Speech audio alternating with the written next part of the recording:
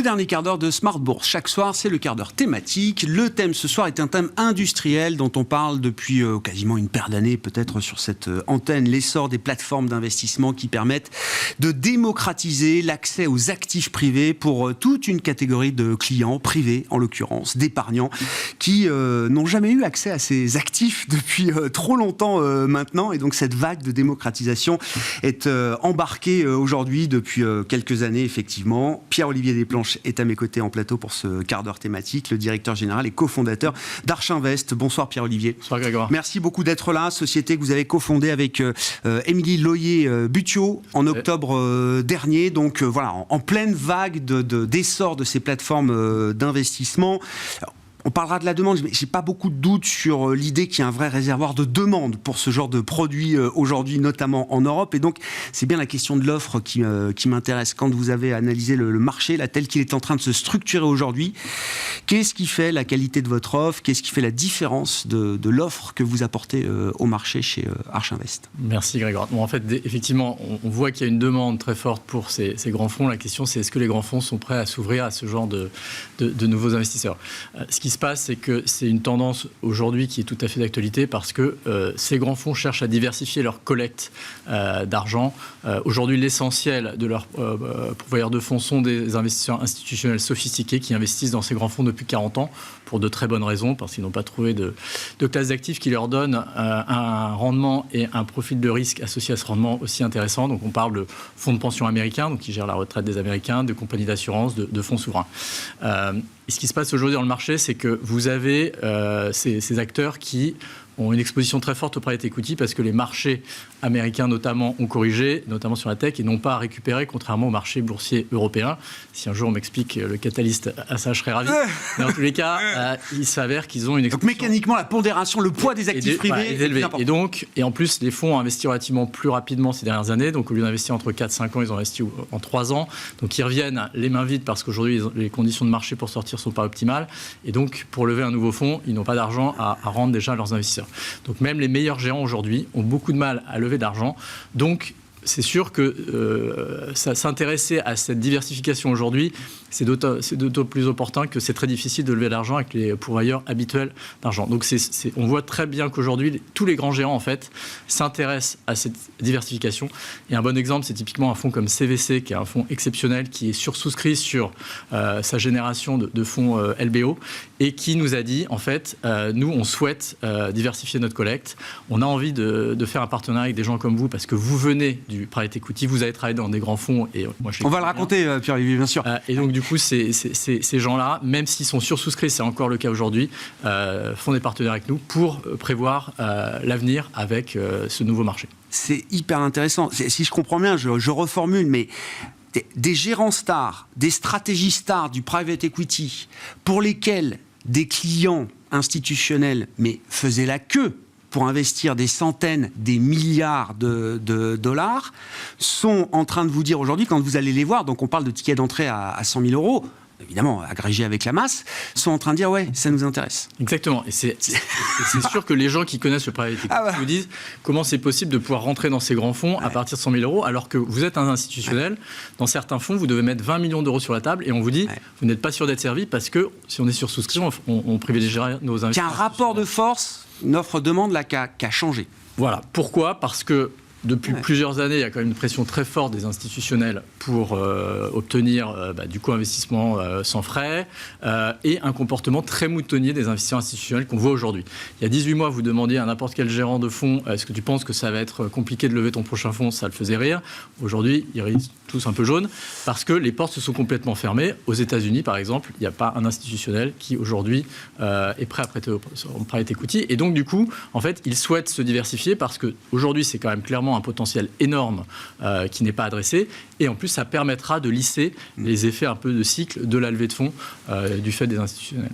je commence à suivre un peu le monde du private equity. Je comprends qu'il n'y a pas un private equity, il y a des private equity, il y a différentes stratégies, mais même au sein d'un même univers en termes de stratégie, il y a une très grande différence de qualité entre les meilleures stratégies et celles qui font moins bien le job, pour dire les choses, Pierre-Olivier. Et c'est là où je trouve que ça reste quand même un people business fabuleux, parce que la clé pour rendre ces passerelles accessibles entre des clients privés et les meilleures stratégies, on parle des meilleures, hein, encore une fois, s'il faut 20 ans de private equity derrière soi, c'est ça. C'est exactement ça, parce qu'aujourd'hui... C'est le meilleur actif, c'est vous et Émilie qui ont cofondé la société. C'est clair que ça ne va pas être toute la technologie qui est derrière pour simplifier l'accès à ces grands fonds au travers d'une solution digitale. Ça, finalement, c'est un prérequis. C'est une commodité, ça, aujourd'hui. Ça devient une commodité. Ouais. La vraie valeur ajoutée d'une équipe comme la nôtre, c'est qu'on a fait toute notre carrière dans des grands fonds de private equity, donc on a déjà les accès. Quand vous ne faites pas partie de ce milieu, vous n'avez pas de grands fonds qui vont vous ouvrir la porte, parce que en fait, vous faites un partenariat avec eux et ils vont s'associer avec des gens qui comprennent leur métier, qui peuvent en parler avec les mots justes et qui comprennent leur ADN. Donc ça, c'est un premier élément. Le deuxième, c'est qu'il faut pouvoir les sélectionner. C'est pas parce que vous avez accès à tous les fonds qu'il faut tous les sélectionner, parce qu'évidemment, tous ne sont pas de la même qualité. Vous avez une statistique entre 2007 et 2017, le marché du private equity dans son ensemble a rendu 13% net à ses investisseurs. Ça peut paraître beaucoup par rapport à certaines classes d'actifs, mais quand vous prenez les meilleurs gérants, ils ont rendu 20%. Ça fait quand même 50% d'écart. D'où l'intérêt de confier son argent à des gens qui connaissent très bien ce secteur, parce que au travers des filtres que nous, on impose, on va pouvoir sélectionner pour vous les meilleurs gérants, à la fois en termes de performance, mais aussi en termes de récurrence des investissements et de la solidité de... Oui, surtout que pendant la décennie précédente, on réfléchissait en rendement nominal, réel, c'était à peu près la même chose. Là, peut-être que le rendement réel va être plus important à regarder, justement. Donc, effectivement, avec l'augmentation des taux d'intérêt. Comment vous avez structuré votre offre, là, pour le coup, précisément, quelle clientèle est-ce que vous visez, et comment, effectivement, l'offre produit c'est mis en place? Alors nous, on s'adresse à des personnes qui peuvent investir 100 000 euros ou plus dans cette classe d'actifs. Ça, c'est un standard aujourd'hui dans le marché qui est en train de se construire, tel qu'il est en train de se construire. Vous avez plusieurs positionnements. Nous, c'est celui qu'on a choisi. Vous avez un positionnement qui peut être plus retail, entre guillemets. Nous, on s'adresse à une population d'investisseurs qui sont avertis au sens de la réglementation, donc qui vont être professionnels ou assimilés professionnels. Donc ils investissent 100 000 euros, mais c'est un montant qui est appelé au fur et à mesure, parce que les fonds d'investissement investissent au fur et à mesure, donc l'argent n'est pas déployer immédiatement. Ensuite, nous, on a un positionnement qui est très particulier, c'est qu'on a vocation à couvrir l'ensemble des stratégies de nos côtés sur plusieurs produits. Donc, on est multi-stratégie, multi-produits. Donc, aujourd'hui, on ne couvre pas toutes les stratégies. Pourquoi ? Parce que déjà, on n'a pas encore assez d'historique, mais surtout, on va pousser des stratégies qui nous paraissent être les plus pertinentes compte tenu de l'environnement macroéconomique. Pour le moment qu'on vit aujourd'hui. Pour le moment, ça va être du LBO, de la dette privée et du secondaire. Ce sont les trois stratégies qu'on a retenues et qu'on met en avant aujourd'hui au travers de plusieurs produits. Donc, qui vont être des multifonds, donc des fonds de fonds. Vous avez plusieurs gérants dans un seul véhicule, des fonds uniques, un seul gérant, ou du co-investissement direct, vous êtes investi dans une seule société. D'accord. Les trois stratégies redites, LBO, secondaire. Dette privée et secondaire. D'accord. Là, c'est le timing, c'est le bon moment pour y aller. Il y a des opportunités très intéressantes. Pour le reste, il faudra être patient. Typiquement, on connaît très bien la tech, on a investi plus de 100 millions dans des sociétés tech en deal by deal. On considère qu'aujourd'hui c'est trop tôt, donc on ne pousse pas de fonds de tech ou de multifonds de tech. Aujourd'hui, le LBO, pourquoi on pense que c'est le très bon moment ? Bon, évidemment, avec 25 ans d'expérience, on a vécu certaines crises. Les cycles. Les cycles, on a déjà vécu, en fait, effectivement, c'est plus un cycle, ces périodes d'augmentation forte de taux d'intérêt.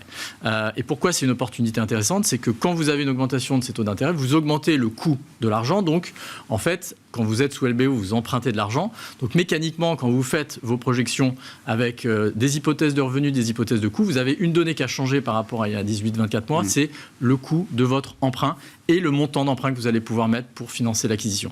Et donc, vu que vous avez un coût supérieur et moins de dette possible, mécaniquement, pour obtenir le même rendement, vous allez payer moins cher la même société. Donc, on est dans un marché aujourd'hui où on se regarde un peu en chien de faïence entre vendeurs et acheteurs.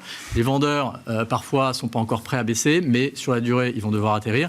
Et des acheteurs qui, quand ils arrivent à faire un deal, le font dans de très, très bonnes conditions économiques. Et dans 4 à 5 ans, quand l'économie sera un tout petit peu plus lisible, les banques reviendront sur le marché, les multiples remonteront et du coup, on pourra sortir dans très bonnes conditions.